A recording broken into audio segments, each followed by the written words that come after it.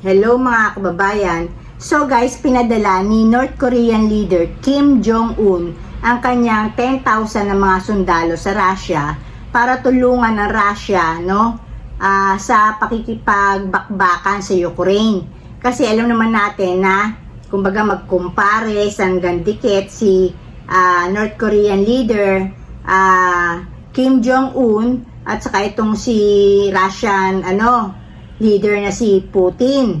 So, kumbaga, dahil nga, actually, medyo natatalo naman talaga si Putin. Kaya nga lang kasi, pero pagka kung gagamit si Putin ng, nuclear weapons, matatalo naman ng Ukraine. Pero, ibig sabihin, parang pag ginamit niya yun, talaga, senyalis na yun ng World War III. So, ngayon guys, ang nangyari, may kahinaan pala itong mga, North Koreans soldiers. Kasi guys, sila dahil nga mahigpit tong si Kim Jong-un, bawal sa kanila ang gumamit ng internet. So, kumbaga man sila, wala silang alam do sa outside world. Kumbaga maliban sa North Korea, ayun doon lang umiikot yung mundo ng lahat talaga ng mga Koreano sa North Korea. So, ngayon guys, syempre, dahil nga yung hindi sila nakakagamit ng mga wifi, di ba? Nung wala sila mga ganun-ganun hindi sila open dun sa internet. So, kumbaga man sila, mangmang sila sa ganun. Pero nung dumayo sila sa Russia, tapos unlimited wifi ang meron doon, natuklasan nila yung Pornhub. Kumbaga yung mga sa internet, yung mga website kung saan may mga porn, kung saan merong mga nagsisex, di ba? Yung mga sexual acts. So, nung matuklasan nila yung sa internet, di ba? Dahil wala na sila sa North Korea, ito na sila sa Russia. Na, syempre alam naman natin na yung, kumbaga ang Russia, pre-world yan kumbaga talaga may gamit silang internet, may access sila sa lahat, di ba? Na-open sila ngayon doon sa mga kalibugan at chuchu. So, dahil na-open naman sila doon, na-hook etong mga North Korean soldier na sa panonood.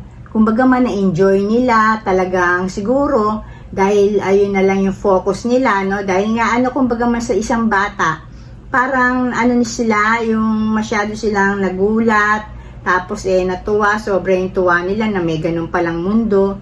At syempre, mga lalaki yan, di ba? Yung kanilang sexual urge, di ba? So, na-open, namulat yung mga mata nila sa kalibugan, di ba?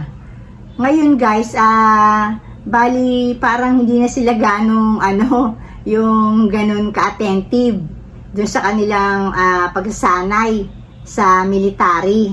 Kasi di ba sasanayin sila para ilaban sa mga Ukrainians.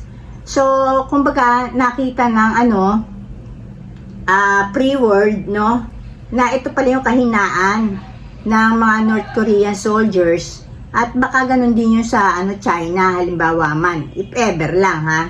Pero dito sa mga North Korean soldiers, dahil nga hindi sila nakakagamit ng internet sa bansa nila at dito naman sa Russia unlimited wifi at maraming website na mga kalibugan, di ba? Porn.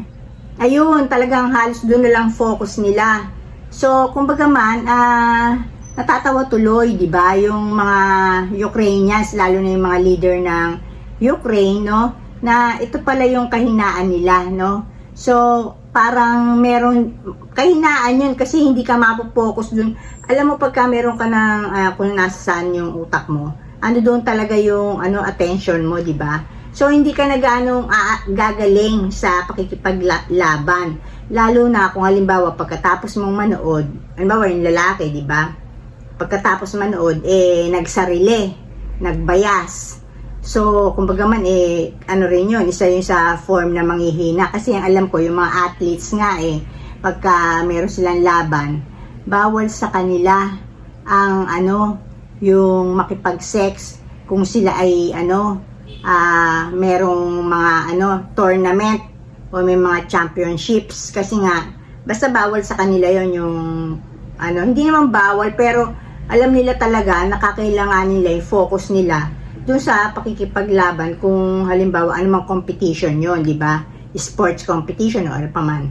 So dito, nakita ng free world ang kahinaan ng North Korean soldiers. Tapos natatawa sila, di ba? Dahil parang ngayon pa lang sila namulat sa ganun. Kasi walang wifi use dun sa North Korea. So, ayun lang guys, sinabi ko lang na dahil dito, lumalabas na mahina, no?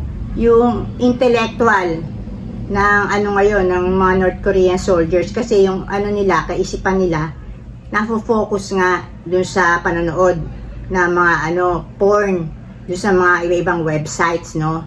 So, ayun, binalita ko lang sa inyo na dahil wala dun sa North Korea ng ganun, wifi at saka mga porn sites, at dito nasabik sa Russia, so dun na focus yung attention ng mga ng mga North Korean soldiers. So ayun lang guys, in-update ko lang kayo sa ibang bansa. Dito na lang ako guys, and blessings everyone. Bye.